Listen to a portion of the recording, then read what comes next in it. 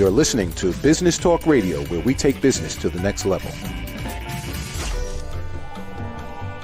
Rapping with Dr. Jacalyn connects you with experts from all over the world to help you take charge of your career, your business, and your life. Rap along with us. Visit drjacalyn.com to learn how to become a guest or a sponsor. And now, the doctor is in.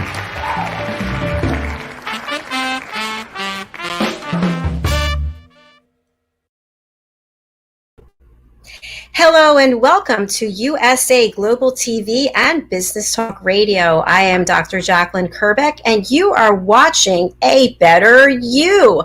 Lessons from the best coaches, consultants, and trusted advisors. This show is all about learning, education from a team of people I have hand-selected from across the globe. They are experts, they are teachers, they are leaders in their field. They come here and volunteer their time to help make us better personally and or professionally.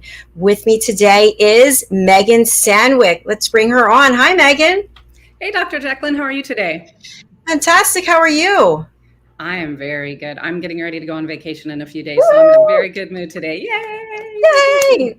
You've got those beautiful flowers behind you, so you're just in a festive mood. It is a good day. So without revealing where you're going, unless you want to tell people, what is it that led you to choose your destination for your vacation? So it's my sister's birthday. So it was her choice. So we are headed to Northern California, and it was up to her. And she decided, we're going to spend some time in the Napa area, going to spend some time in the San Francisco area if there are no fires. So. Oh, yeah.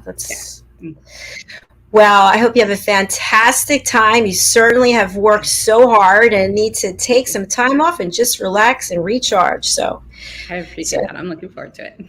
Yes, and I'm looking forward to your presentation. You always do such an amazing job. But before you tell us about the presentation, why don't you share with us what you're doing over at Down with SPP and who you're helping? So my name is Megan Sandwick, and I am a strategic productivity partner. My website, as Dr. Jacalyn said, is Down with SPP. Yeah, you know me. I work with entrepreneurs. I work with small business owners. I work with professionals. And I will say last week, I started working with college students as well. I work with people to take control of your productivity. So we look at your productivity habits. We look at your productivity processes. We look at what tools and resources, automation you can use, and your productivity mindset. So you're setting a realistic expectation of what you can get done each and every day. Fantastic, Megan. You always amaze me because you come here with so much energy. I know you've been working. You start very early in the morning. You've got full packed days. So thank you again for taking your time and really educating us. You were here last talking about virtual assistants and really helped me and a lot of other people. So do tell, what will you be presenting today? Funny you should mention that. Today is part 2 about virtual assistants. So last week we talked about hiring, screening, and making a decision for somebody. Today we're going to talk about setting realistic expectations, onboarding, and continuous improvement. So you're working with a remote virtual assistant opens the world for you. Fantastic. That is so exciting. I can't wait to hear more about it. And guess what? Our second presenter is backstage. Let's bring her on. Hello, welcome to the show. Hello, Dr. Jacalyn and Megan. How are you doing? Hi, it's so nice to see you. So where are you joining us from today? I'm joining from the United Kingdom in Essex. So many wonderful people there in the UK. I can't wait to go over there in the spring of next year. So we were just starting. Megan was introducing herself. I'm going to spotlight you as well. And if you would just introduce yourself and share with us the type of work that you do and the people that you help. Okay, well, my name is Ihuaku Nweke, and one of the pieces of work that I do is about fashion design and styling. And today I'm going to talk specifically about styling for self-confidence and impact. Thank you so much. And you were here before. We had a wonderful interview. I was very impressed with everything that you've accomplished. So thank you again for being on our stage and sharing your expertise as well. So the way this is going to work today is that Megan, who has been here so many times, is going to present first, and then we will have a conversation about her presentation. Then we'll go to a commercial break, and then we'll come back and you'll present. How does that sound? Sounds good to me. Yeah. All right, Megan, how's this sound to you? Sounds like a great plan to me. All right, here we go. Take the stage, Megan. We can't wait. We will be backstage. All right. So I'm going to share my presentation right now. I am going to get my timer started.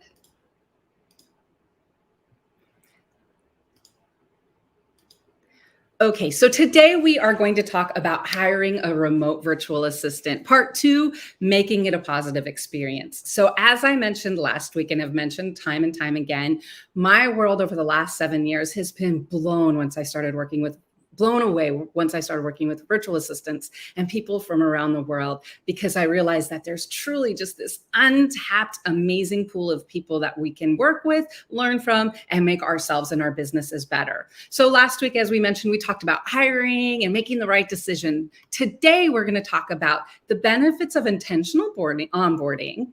It is the difference of making your life easier or more difficult.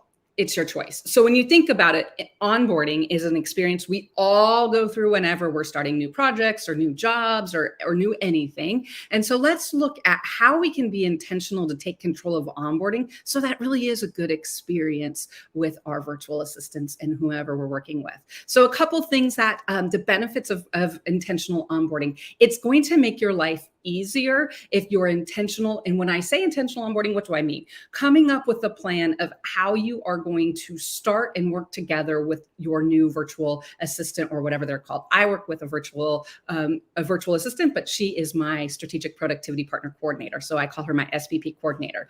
So when you're hiring someone like an SPP coordinator, it's essential that you start off strong on the right foot and that you set expectations from the beginning. So taking time to say, how am I going to onboard? What information am I going to share is so incredibly powerful, and it will truly make a difference for if this is a positive or negative experience. Whenever I've worked with clients and they've ever said anything like, oh, I hired someone and it just didn't work, I'll always start with, okay, so let's talk about your onboarding experience and the expectations you set.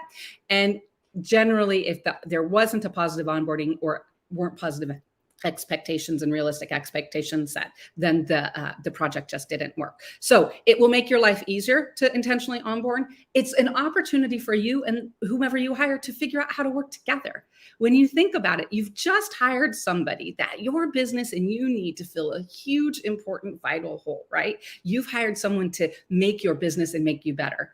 This person also happens to generally be maybe potentially on the other side of the world. Maybe they're local to you, but if you're hiring someone remote, it could be from someone from any part of the world. So if someone who has grown up and someone that is in a different time zone, a different place. So when you think about it, the onboarding experience is a chance for you to come together to learn about each other, to learn how each other communicates, to learn what you expect and want from each other. A strong start is going to lead to a lasting success. And taking time and intentionally onboarding somebody, it makes it just a better and a more enjoyable work experience. So I highly recommend being intentional with the onboarding process that you work with somebody. It's also important to set realistic expectations. Something to remind, and I say a lot, every system is designed to get the outcomes it gets. Every system is designed to get the outcomes it gets. So it's the system we need to focus on. Setting realistic expectations is hugely important. If you look at this picture, and I did choose it on purpose, right? Don't you love the look at it with the floor? Like just the scenery is beautiful when you think about it. Look at the trees and how everything is groomed. When you think about it, none of that happened on accident, right? That scene didn't just appear. And so it's important to set realistic expectations, right? So when they set this landscape, they knew what they wanted it to look like and they made it realistic. We need to do the same thing when we're working with and hiring remote people and working with people from around the world. So communicating realistic expectations and what you desire is so important from the beginning. It's mandatory that those of us that are hiring remote people who work remotely, it's mandatory for us to have a perspective change. And we need to think about this from the virtual assistants world. So oftentimes when I work with people and they talk about the possibility of hiring someone, there's generally some fear, right? This is if you're hiring someone remote, if you're hiring someone in corporate America for brick or mortar building, right? Anytime you hire someone, there is some inherent risk and fear that comes with it, right?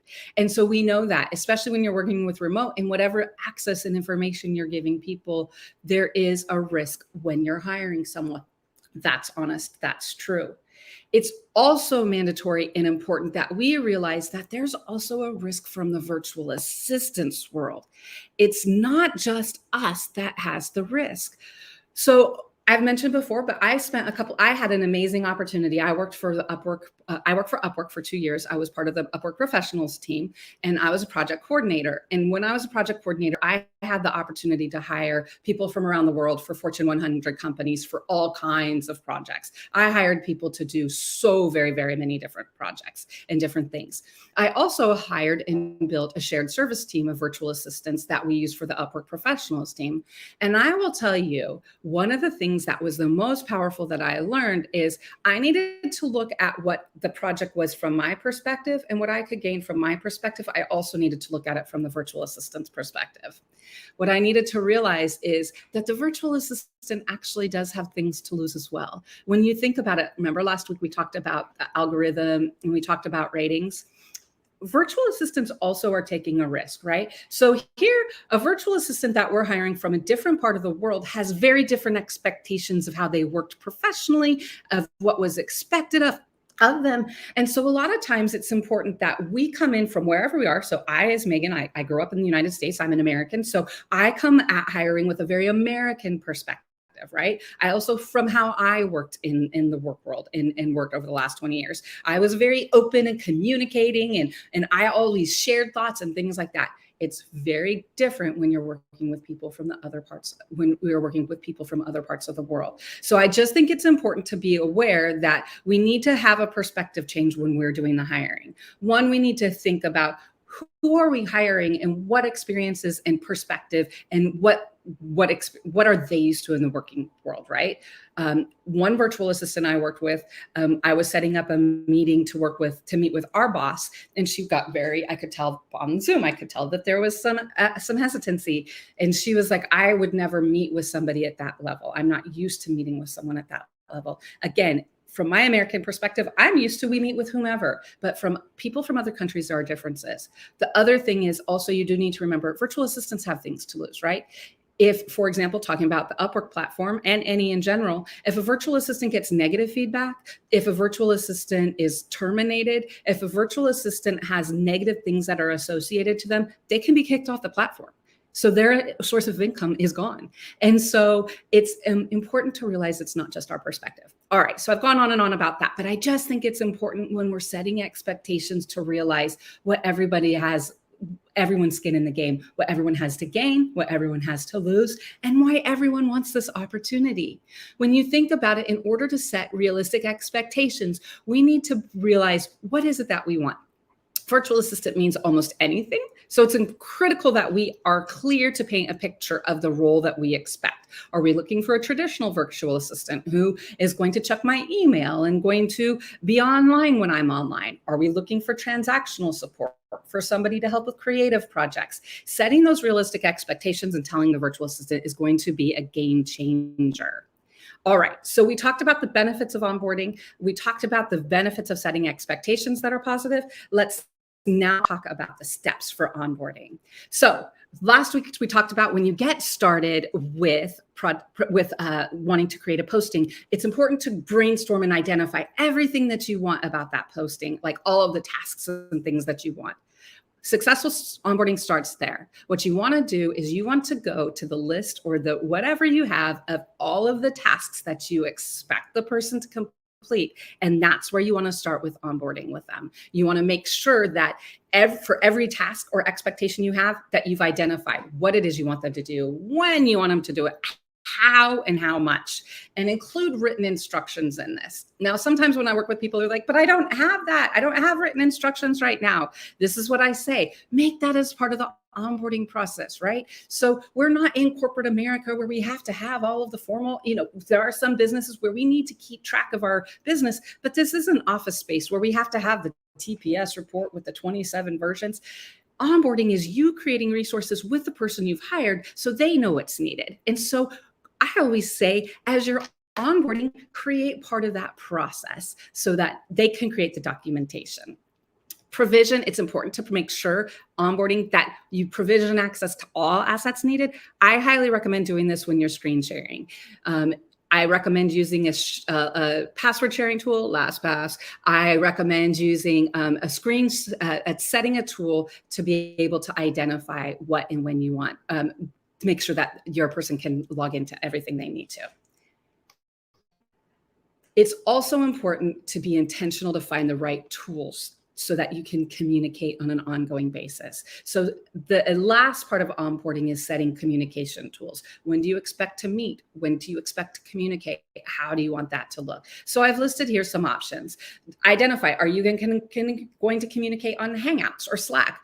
Set expectations of how long. Allow for flexibility to be able to grow. One other thing that I've done is with Bianca, my SPP coordinator, one of the things I've learned working remotely is if I'm going to have a relationship with someone where we are sharing actions, I always set up a Google Doc and it's a shared document with the person. You'll notice I have an example over here. So this is an example. Bianca and I, we meet. Whenever we meet, we come back and we document what we talked about, links. I go and I put topics that we want. So it's a communication tool. I highly recommend thinking of tools like this so that you can communicate and see the progress. The nice thing about using a Google Doc, it's all in one place. You can use comments and assign and update tasks. So when you are onboarding and setting the expectation, it's important to find the right communication flow, the right kind of communication tools, and then stick with it. Because the next part that's so important is continuous improvement. So while we are working remote, we're not on an island, and we need to continuously look at how it is that we can improve and get better from where we are. This week's music, and I'm not going to sing it, you're welcome. This week's music reference is Ain't No Stopping Us Now by McFadden and Whitehead. And when you think about it, the last parts, I want y'all to listen to every word I say, ain't no stopping us now, we're on the move. So when you find the groove and you find the flow when you're working with someone virtually, there is no stopping you. It's about getting the groove, and it's about being on the move to find what works better. So today's music reference is to say, ain't no stopping us. When you find the right virtual person to work with, there is no stopping what you're able to do, because you're on the move and you're going to find the groove. So how do we work on continuous improvement? Intentional, frequent communication, right? It's important to honestly, again, you're not seeing this person, you're not meeting in person. So you need to over communicate, right? One of the things that I talk about with Bianca, I've given her way more information about me than she needs, but it's also, she understands who I am. We ask a lot. Does this work? Do you like this? How can we make it better? Ask for feedback, and observation is truly key. If it doesn't look right or feel right, it's not right, and you need to make a change. Another thing I recommend for continuous improvement is to take a communication preference test, whether it be DISC or colors or anything like that. As I mentioned, Bianca, my SVP coordinator, the person who makes my team grow, we have taken communication tests so we can learn from each other. And I found that it's valuable for her to be able to understand where I'm coming from. So that's one of the things that is important. Speaking of Bianca, so we've talked about virtual assistants, right? So last week and this week, we've been talking about virtual assistants, and it's been from my perspective. So now what I want to do is share the 5 top success tips from Bianca, SPP coordinator. So she says, number 5, a VA who is welcoming to feedback and criticism makes an okay day better. So it's important that you need to have a virtual assistant who is welcome to feedback. There can't be an otherwise. You need to be able to communicate what does work. Number 5. Number 4, it is possible to find a virtual assistant who will be dedicated to making your life easier. But for this, you have to trust your instincts on the interview. Bring up some of your interests so they have a little chat opportunity to chit chat, and for opportunities and compatibilities to be afforded. I will tell you this again. I've interviewed and hired probably thousands, almost over 1,000 people for for projects. And I will say I go with my gut and instinct. So I agree with Bianca on this one. Good job, Bianca. Number 3, words of wisdom from Bianca about making the remote experience positive. Find a virtual assistant who respects your time and brand equally. And I will agree, it is important that they believe that whoever is working with you is a part of your brand. So it needs to be a shared belief.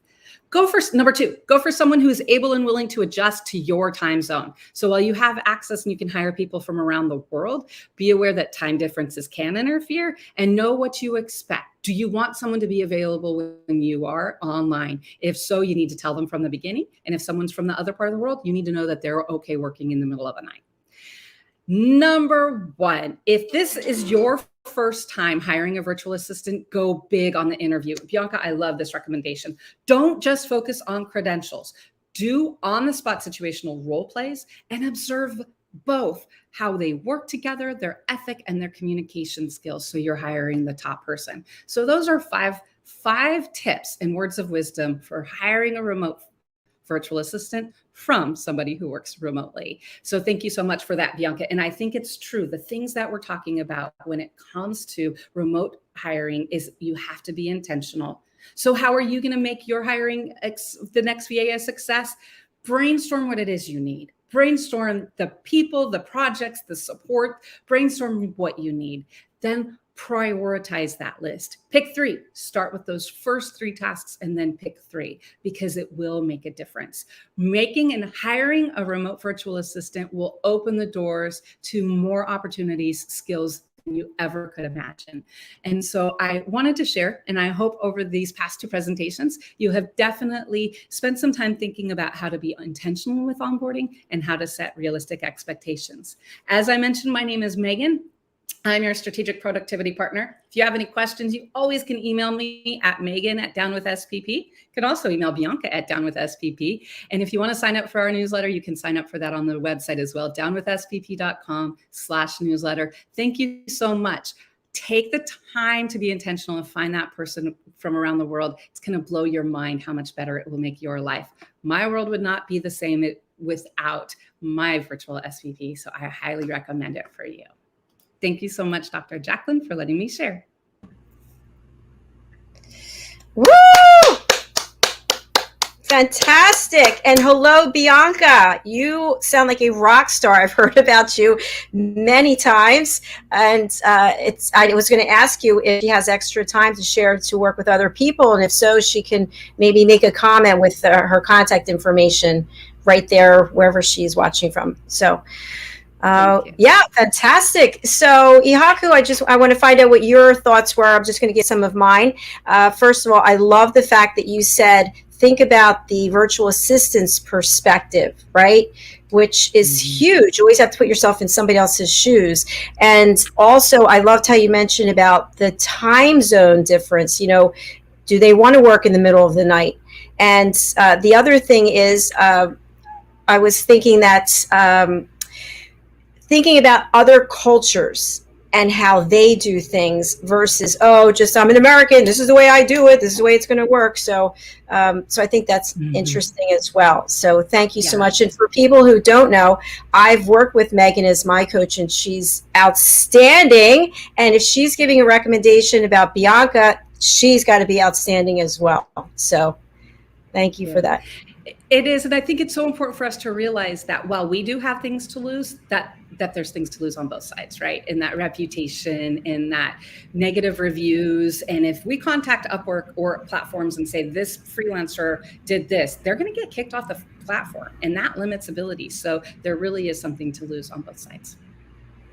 Fantastic. One comment I wanted to bring in from last week was, I thought it was really interesting where, and correct me if I'm wrong, where you had mentioned that don't just look at the rating, the number of, is it reviews or feedback or whatever? You have to take the whole picture into account before you discard somebody or you decide to like somebody and take them to the next step. Yes, I would say a freelancer profile is like an onion. Peel back the layers because you're going to learn more. Absolutely. Fantastic. Thank you so much. Ihuaku, would you like to provide feedback to Megan as well? Yeah, I thought it was really amazing, really wonderful, what you shared. And I actually took on an assistant. I took on an assistant, well, actually two, one for my fashion business for my social media, and then one for my social enterprise. And I have to say, everything that you said is absolutely correct, because it's so important to resonate, for them to resonate with your business. And that is where, you know, what you said about them respecting your business, I think that is so important, because that's how they're going to add the most value, because they would want to work with you. And they know they want to learn a bit more about what you're doing, and they want to contribute. So I think that's really key. Thank you. Definitely. It does. Thank you. Question I have for you, Megan, before we go to commercial break is, I'm wondering, I listen to Breakfast with Champions. I try to listen in every day on Clubhouse, and a lot of these, you know, power players, so to speak, they talk about virtual assistants, and they also talk about doing the work in the details. So in other words, you learn a lot when you do the details. So how do you know which details to keep and which ones to offload to a virtual assistant?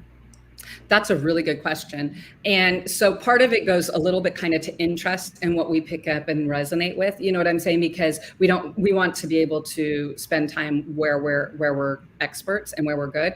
The other thing is that's where having things written down, and that's where having, like, whether it's, I also recommend virtual assistants create videos of how they do things, because while we need to understand the details, we don't need to be able to do all the details.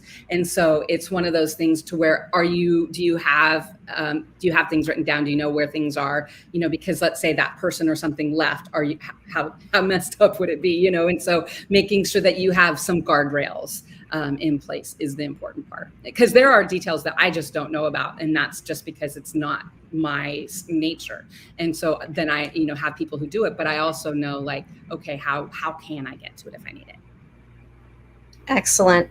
We do have a question, and I know this actually applies to last week. If you want to give a high level, Lori Mendelson, who is my co-host from It's All About Dating, how does someone go about finding a virtual assistant? So I know you covered that in part one, but what would you say to Lori? So Lori, what I would say is there are opportunities on platforms such as Upwork and Fiverr and Freelancer where you can post and you can recruit and connect with virtual assistants and interview with them. So that's one way you can do it on an existing freelancer platform. Another great way are groups like in LinkedIn or Facebook. You know, if you've got a network with people who you might want to consider, I would say post it on Facebook, especially, you know, a professional account, and that you'll get a lot of insight and input as well in that way. Excellent. Thank you. And thanks, Lori, for watching. All right, we are going to take a commercial break and stay with us. We're going to come back and hear from our second presenter, Ihuaku. She will, we do have a comment, sorry, before we go. Thanks. Okay. Thank you, Lori. And then we will hear our second presentation, and Megan and I will jump in and give our feedback and what we've learned. Sound good? Absolutely. All right, here we go. We're going to hear from the lovely Ashley Owens.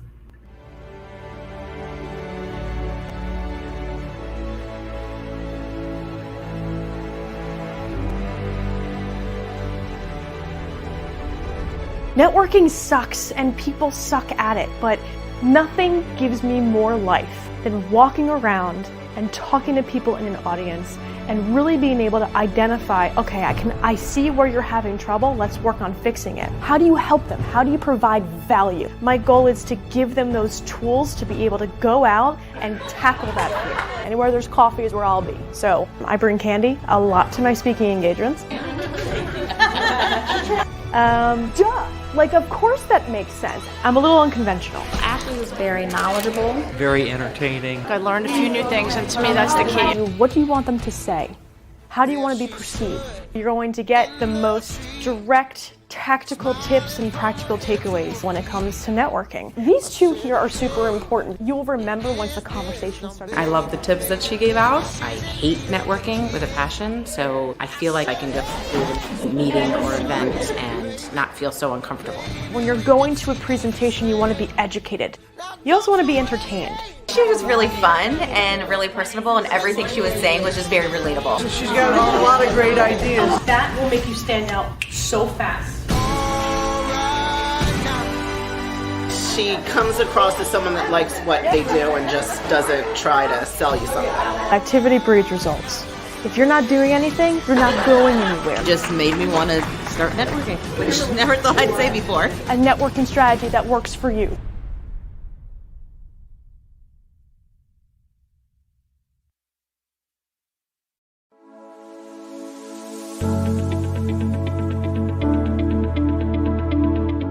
The session that we had with BCAT was really entertaining and enlightening. We were able to put together some very specific steps that we as individuals can take, and it was really fun to all come together and see sort of where we're going as a team and how we can all get there together.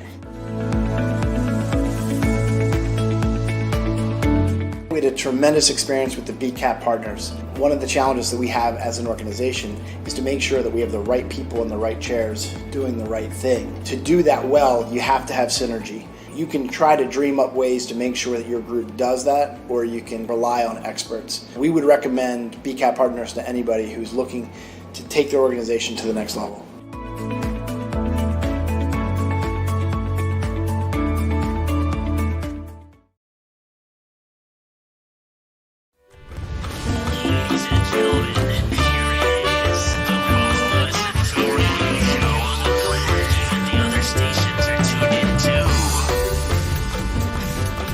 You're listening to Business Talk Radio, where we take business to the next level.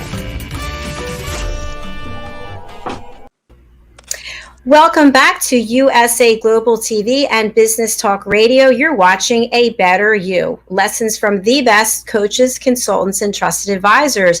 In our first segment, Megan Sandwick, strategic productivity partner, gave us part 2 of Virtual Assistant 100. So it was a 10 plus presentation, so much great content. If you happened to miss it last week and you didn't get to see the first part, please go over to our YouTube channel, USA Global TV, and go to the playlist A Better You, and you can find Megan's presentation right there. All right, we're going to move on to our second presenter. Ihuaku is going to present. What is your topic today? So it's dressing for confidence and impact. Fantastic. Well, Megan and I are going to head backstage. We'll be listening, and then we will come back and we will have a conversation with you about the presentation. Sound good? Yep, sounds great. Thank you. All right. Thank you. Take it away. It's all yours. All right. Okay. Well, thank you. It's great to be on this stage. My name, as Dr. Jacalyn said, is Ihuaku Patricia Nweke. I'm based in United Kingdom, and I'm the founder and designer and stylist at I.Kollection, which is my fashion brand. So today I'm going to talk to you about how to dress for confidence and impact. Okay, so just a little bit about myself. I've got a fashion brand called I.Kollection, which has been featured in Vogue, African Fashion Week, Birmingham Fashion Week, and a few others. I've been designing since I was quite a little girl, actually, and it's been my passion amongst everything else that I do. So I know we don't have very much time, but in terms of styling is something that a lot of people, we all do it. We all get dressed. We all, we all have to present ourselves one way or the other. And even now, as the world has gone virtual, and even more so with COVID, where most people were having, doing meetings on Zoom and other platforms, it's still important to actually present well. And it's funny that we're talking about presentation here. So presentation is not just about the content.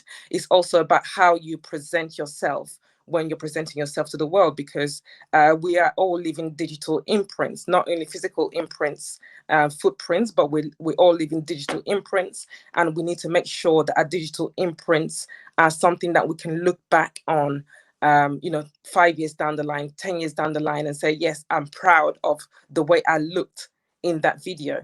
So without further ado, just going to talk to you about why it's important to actually dress well, the different things. So I'm going to share with you seven key tips.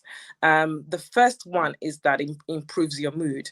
So when you actually dress well, it kind of gives you, it has an ability to actually lift your mood. I'll give you an example. For example, myself, I often have low iron, and there's been times where it's like my body has like an inbuilt mechanism to kind of pinpoint what do I need to wear. So for example, there was one day that I was really feeling very, very low energy and everything. And guess what I picked out? I picked out a peach. Well, I wanted something very comfortable. So I picked out a peach sort of tracksuit bottoms, and then a very comfortable sweater. I think that's what you call it in the States. And I tell you, I put on some lipstick, I put on some red lipstick, and my energy just went up, you see. So this is actually about vibration. There are scientific studies behind this. It's a little bit like color therapy. So it has an ability to actually improve our mood wherever we are. And sometimes when you dress, it helps you to give a certain image. For example, now, some people will call what I'm wearing today, it's a bit like power dressing. So black is a power color. It wasn't intentional, but I actually wanted to wear pink today, but my pink top that I wanted to wear didn't actually fit me. I'm sure, just like everybody else, you've added weight during COVID. I have as well, and I'm trying to kind of get a little bit to my slimmer self. So that was one. It actually improves your mood.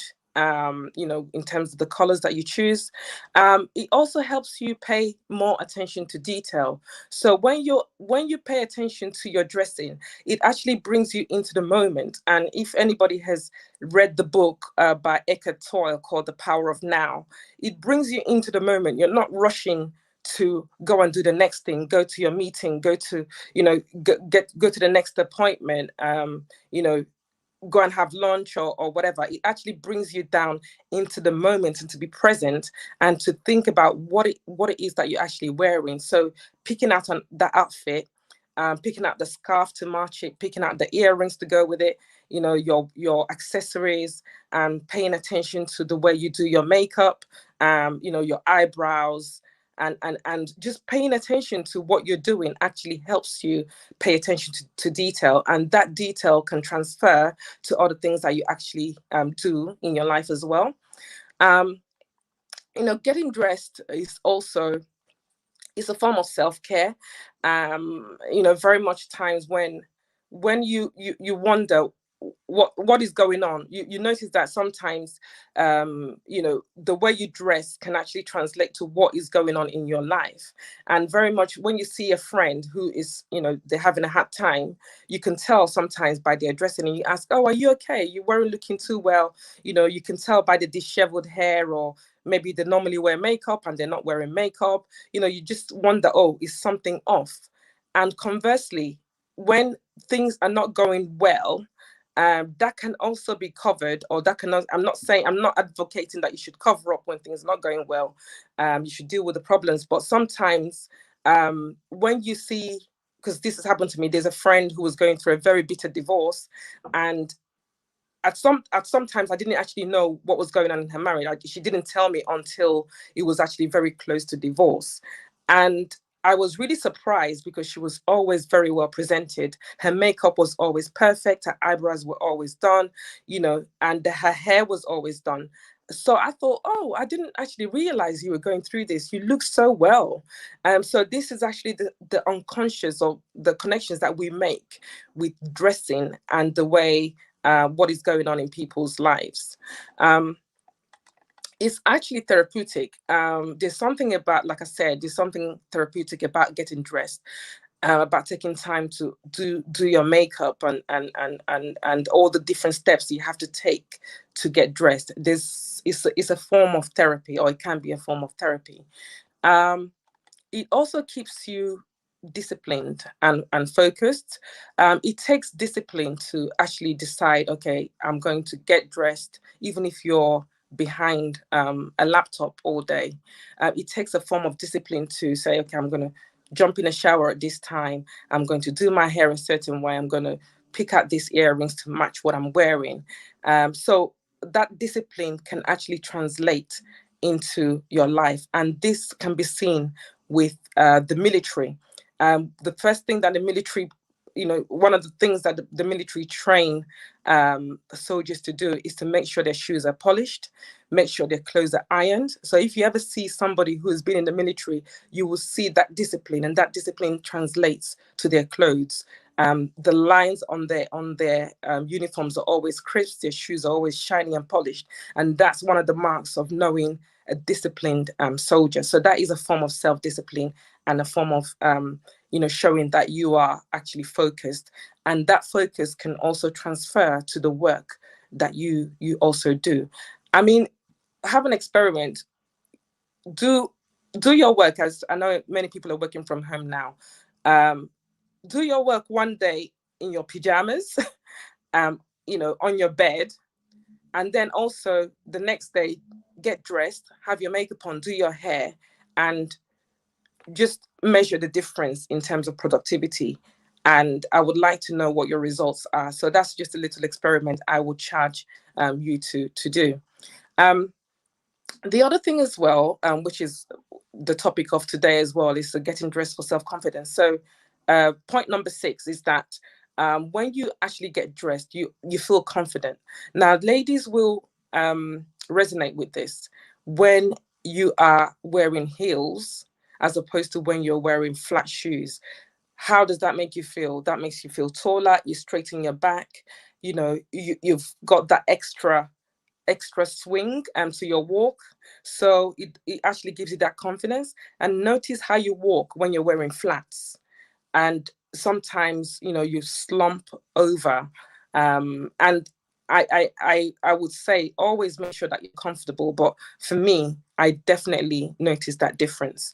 And men have also told me this. My husband has also told me this when he was recently elected as a councillor. So that was one of the first times he got dressed after coming out of lockdown. So he wore he actually wore a 3-piece suit, not a 2-piece suit. So with the waistcoat and the jacket and everything. And he was like, I really feel good getting dressed. I feel great. The swagger was there. He looked really, you could tell the confidence when he actually got dressed. And also, this also goes with when you wear your cologne, when you wear your perfume, you feel different, you smell different, and you got that extra confidence. The next thing I'll talk about in one of the benefits of getting, styling yourself and getting dressed is it aligns and attracts you to the right people. And this is so important for those of us who are coaches, consultants, service-based businesses. Our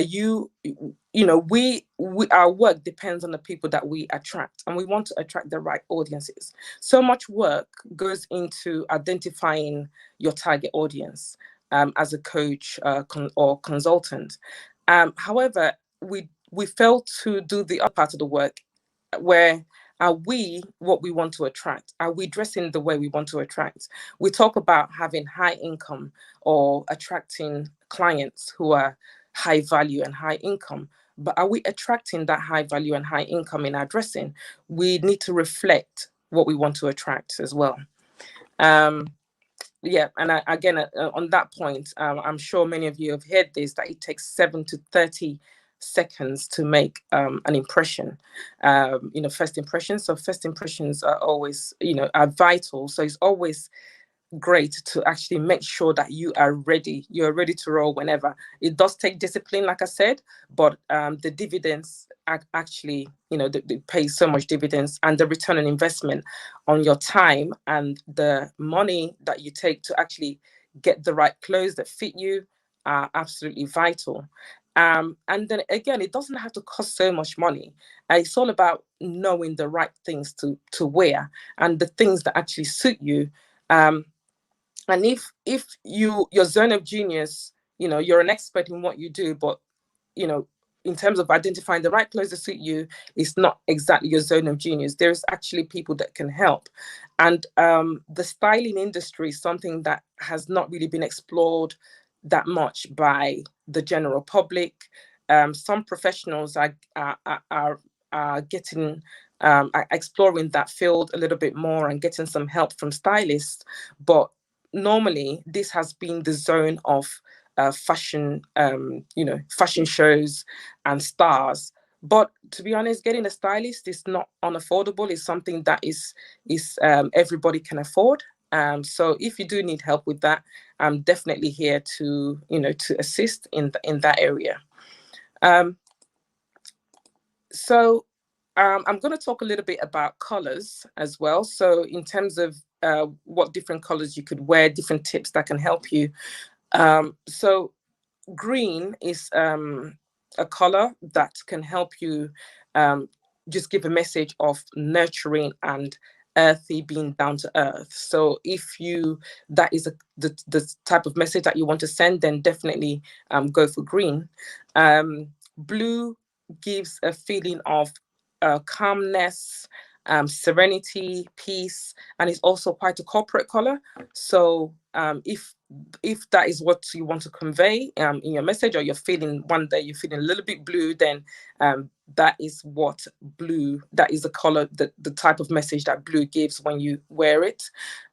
Gray or black, I'm wearing black today. Normally I wear very bright colors actually, but gray or black is a bit like where you want to blend in, or is quite corporate as well.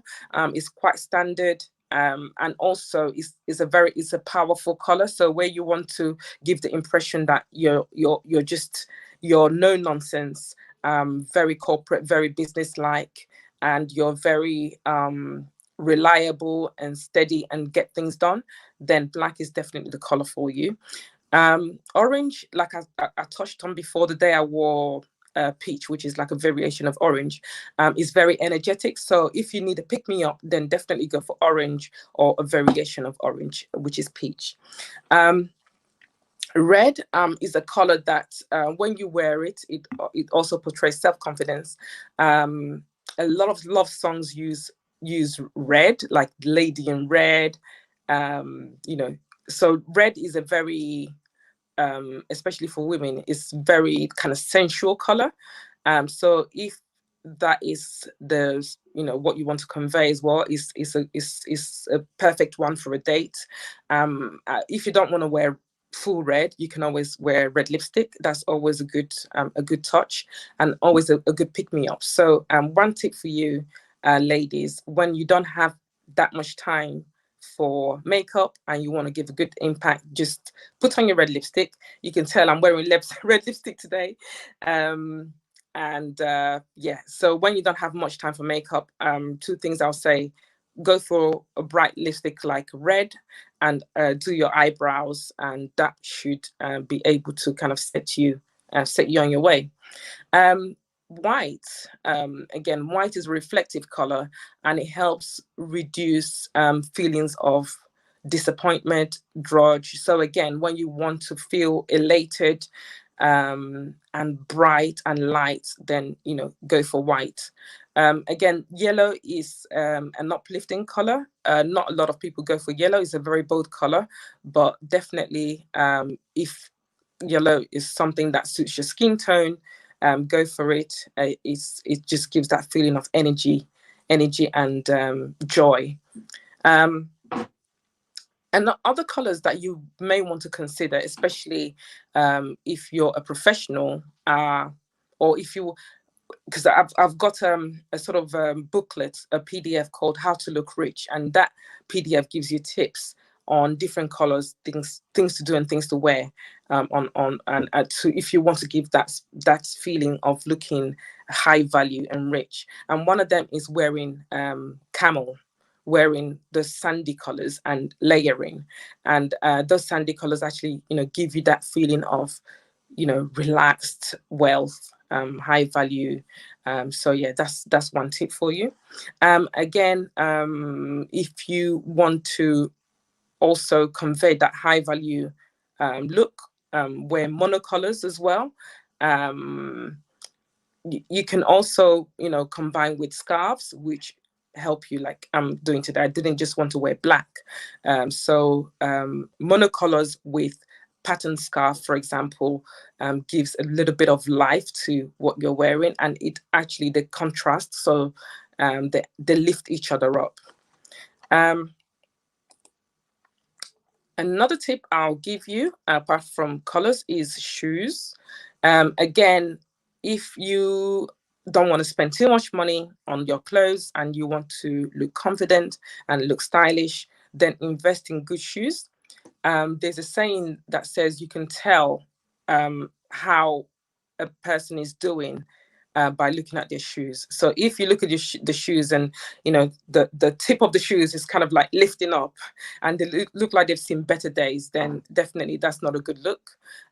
So I would say definitely always invest in your shoes. Ladies, at summertime, invest in a good pedicure. That's very important. Even myself now, I really try to do that, especially even though I'm not actually going out, but I think it's always something that gives an impression that says, yes, this person really takes care of themselves. So invest in a good pedicure and also a manicure as well. Designer clothes, although they give like an impression of wealth, they're not absolutely necessary. So if you don't want to splurge on designer clothes, but you want to just add a touch here and there, or to give that impression that I'm doing well, then I would say invest in a good watch. It's always important. A high quality value watch is very, very important. And also just invest in your accessories generally. So invest in good belts. Go for, I prefer leather, so I'd go for leather, but you can have alternatives if you're vegan, so you can have good quality alternatives to that as well.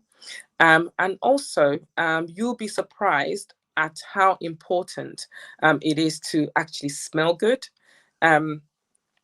So it's just when you come in, your perfume actually announces your presence, and it's so important to invest in good perfumes. You don't have to buy it all yourselves. You can, you let your family and friends know that these are your preferences when when you're having a birthday or a big celebration. For example, my 40th birthday, I don't know how my friends and different colleagues knew, but I had so many perfumes. They got me so many perfumes, and I'm still using them today. So, a good perfume is an investment.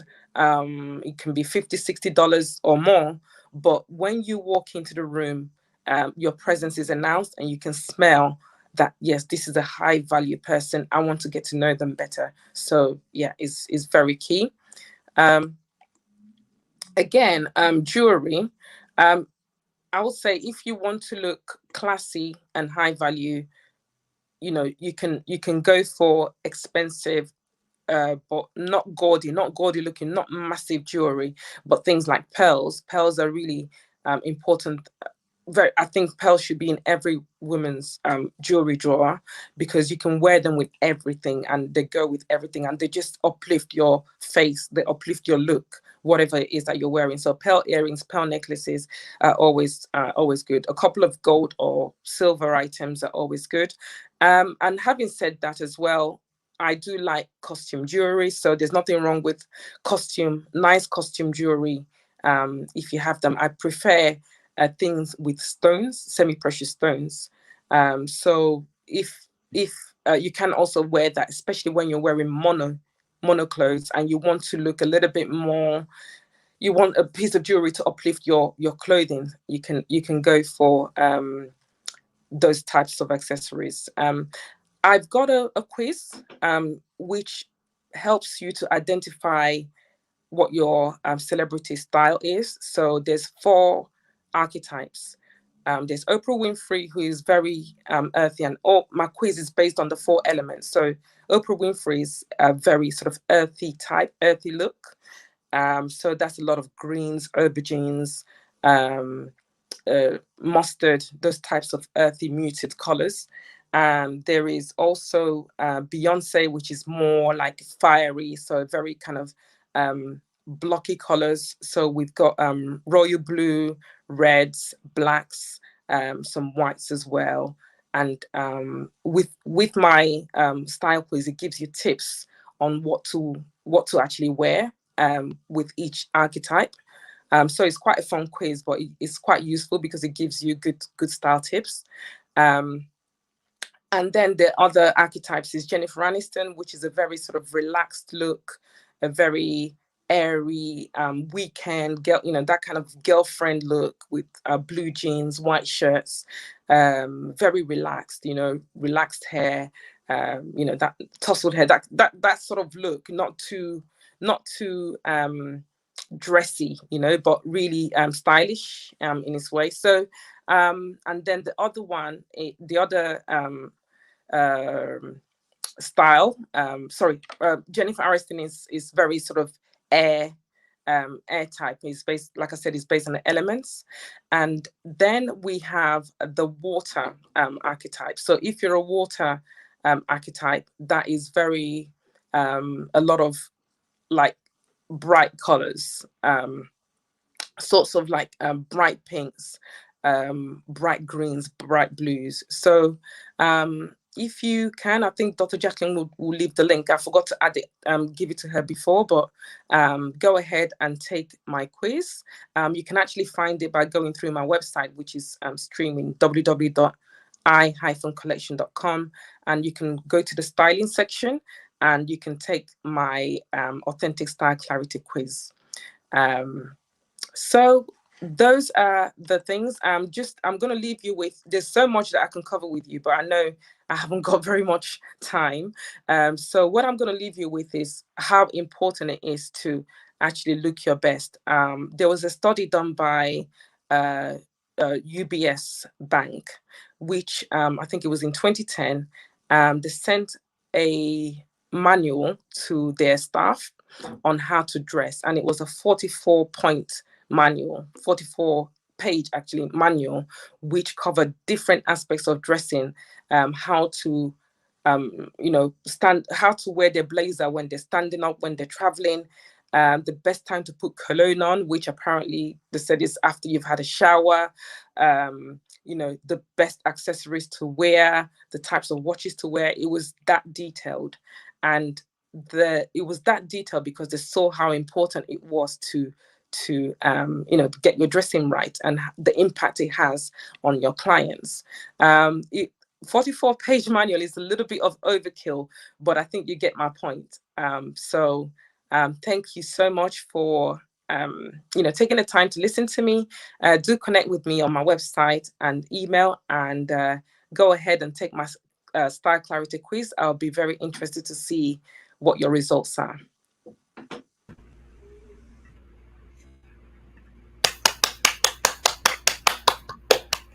Well done, Ihuaku Patricia Nweke. Very nice. Lots of amazing information in there. And I have so many things I want to shout out about it because I really resonated with a lot of things.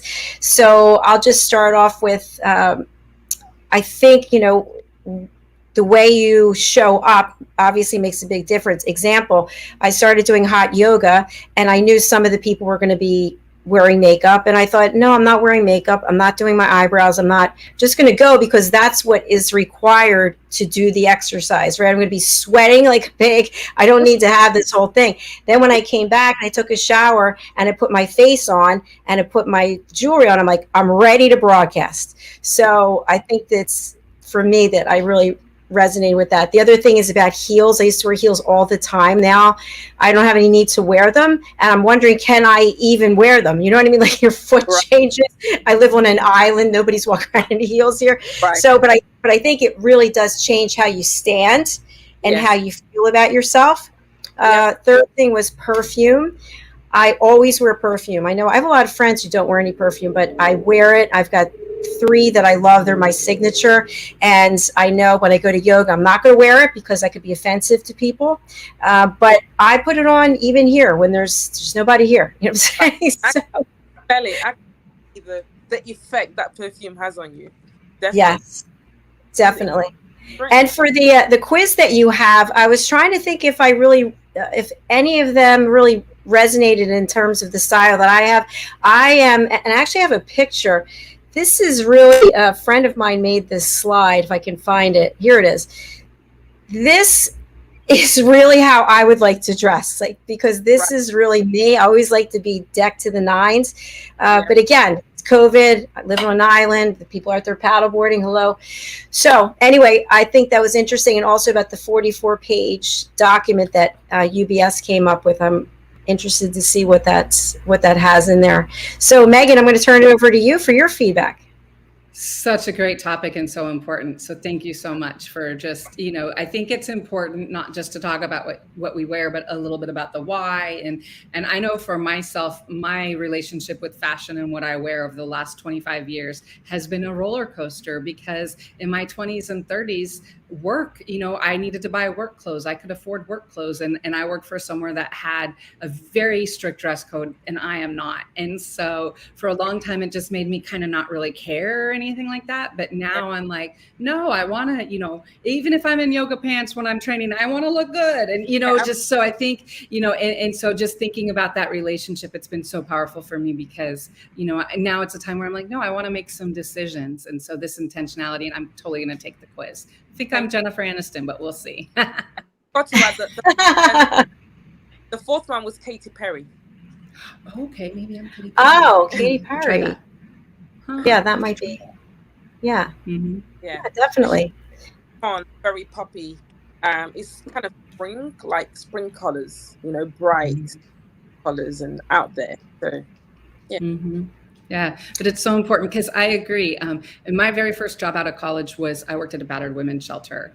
And I will say that was watching when women started to feel better about themselves and would come and ask for makeup and things like that. It was such a healing, and you could see the transition. So I totally think it's important that we realize how feeling good on the outside is an illustration of feeling good on the inside. It is. And one thing, funny you should say that, because some other work I do is around the as well. One thing you notice about women who have been abused is that they stop taking pictures. They don't dress nicely, because you take pictures when you think you look nice, but they don't take pictures, and they don't really dress. They cover up so much. Yeah, that's a reflection of what's going on the inside. Mm-hmm. Yeah. Mm-hmm. Definitely. Mm-hmm. Yes. Well, great job for your first presentation here on this platform. Well done. Thank you very much. We're glad to have you here. So we're coming to the end of our show, and I really appreciate both of you, the work that you're doing. By the way, congratulations on having your collection in Vogue magazine. Woo! That is pretty amazing. So Ihuaku, I'm going to spotlight you, and just again, your banner is streaming, but what's the best way for people to reach out to you, and who should contact you? Right. The best way to reach out to me, you can go to my website, and my website will have all the links to my social media and email address. You can also email me. It's the thing across here, and those are the best ways to contact me. What else did you ask? No, that's all. So thank you. And for people who are listening on the radio, her website is www.I-Kollection, spelled with a K, KOLLECTION.com, or you can email her at info at the letter I-Kollection, KOLLECTION.com. Thank you so much. Megan Sandwick, what is the best way for people to reach you? Not when you're on vacation, right? Right. Yes, and who should reach out to you? So entrepreneurs, small business owners, anyone looking for productivity. When I get back from vacation, I will be back. And you can reach me at, my email is megan@downwithspp. My website is downwithspp.com. I look forward to hearing from you. My goal is to help you with your productivity and how to work harder, not smarter. No, and smarter, not harder. And to the phenomenal virtual assistant, Bianca, if you could please go to comments and just type in your information so people know how to contact you. We already know that Lori Mendelson may possibly be looking for a virtual assistant, so you just never know. So absolutely. Bianca at Down with SPP. Bianca so easy. Bianca. And it's BIANCA. Yes. Mm-hmm. All right. Thank you. Yes. That was the second part of your question. So who can contact me? Anyone. Women, professional women. I also have men contacting me. Anybody who wants to upscale how they look and go to the next level. And that includes increasing your income, because when you increase, the way you look and the way you show up, you attract more.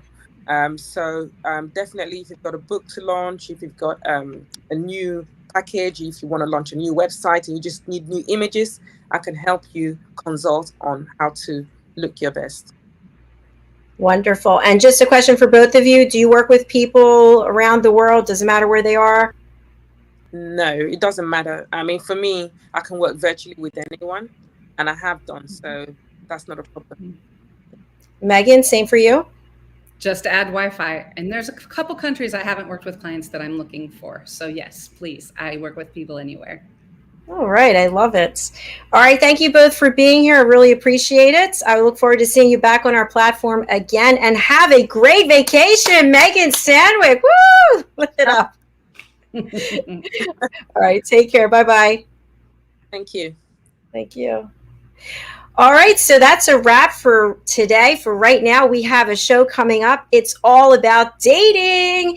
And my co-host, Lori Mendelson, who we heard from a little bit earlier. And our guest is Jennifer Hurwitz. So I'm looking forward to that. And that is at 4 p.m. Eastern time, which is 9 p.m. British Summer Time. Right after that, immediately following, we have another A Better You. And tonight's presenters, it's at 5 p.m. Eastern, 10 p.m. British Summer Time. We have Mr. Hyatt Ives and Mariska Duprier. So they will grace our stage again this evening, and I hope that you will join us. If you missed any of the show, please do go to our YouTube channel, USA Global TV. And also, we'd love for you to be part of our newsletter, The Global Post. It comes out every Tuesday between 11 and 11:30 a.m. Eastern Time. How can you do that? You can just go to our website, drjacalyn.com, and you can sign up. Thank you so much. We'll see you all soon.